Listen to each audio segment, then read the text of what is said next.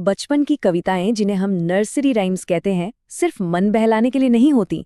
असल में ये वो पहले सबक हैं जो हमें धुनों और कहानियों में लपेट कर सिखाए जाते हैं। तो चलिए आज एक बहुत ही जानी पहचानी कविता की तह तक जाते हैं और देखते हैं कि इसके अंदर क्या छिपा है।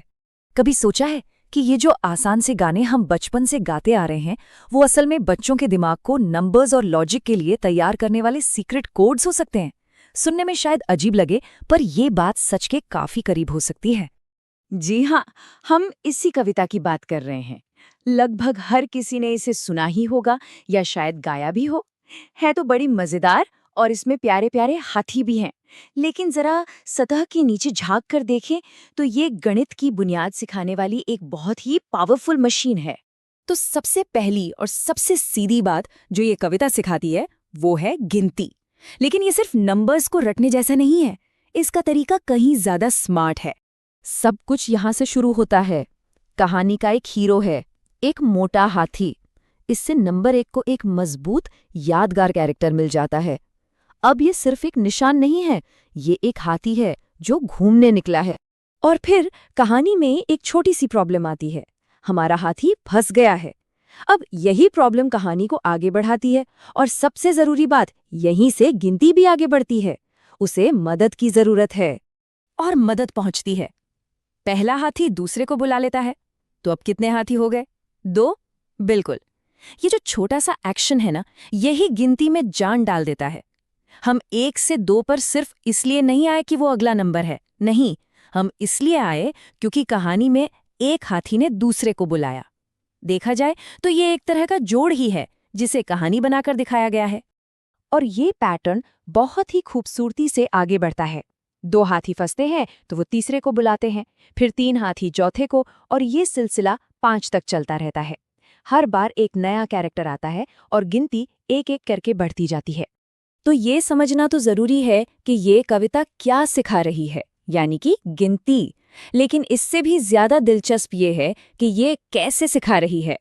इसका राज एक बहुत ही जबरदस्त तकनीक में छिपा है, दोहराव यानी रेपिटिशन। ये इस कविता का कह सकते हैं कि ढांचा है। ये एक प्रोसेस है जो जुड़ता चला जाता है। हर लाइन पिछली लाइन पर बनती है। एक्शन यानी बुलाना और रिजल्ट यानी एक और हाथी का आना। ये जो साइकिल बार बार चलता है वो नंबर्स के क्रम को बच्चे के दिमाग में एकदम पक्का कर देता है।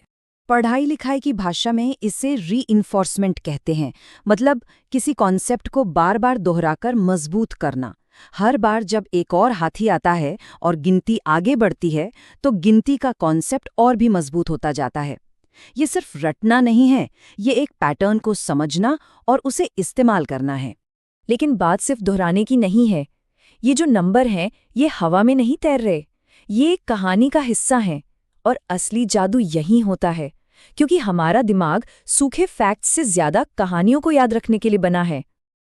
जरा इन दोनों तरीकों में फर्क देखिए।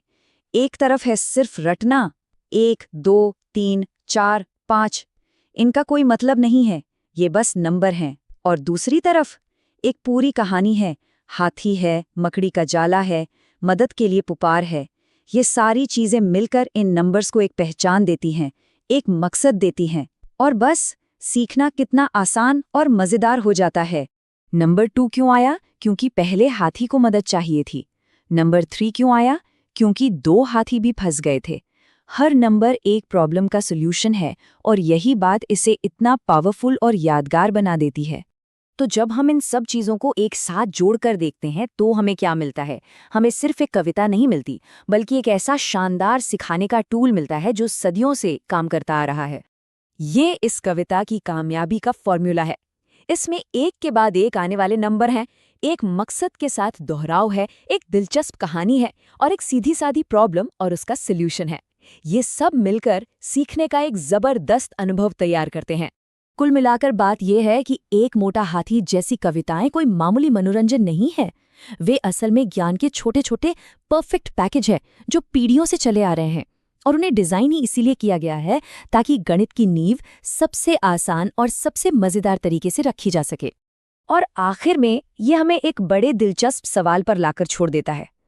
आज की टेक्नोलॉजी वाली दुनिया में जहां सीखने के लिए हजारों ऐप्स और गैजेट्स हैं, क्या इन सीधी साधी सदियों पुरानी कविताओं की अब भी कोई जगह है, या फिर ये हमें यही सिखाती हैं कि सिखाने के सबसे असरदार तरीके अक्सर सबसे सिंपल ही होते हैं? सोचने वाली बात है।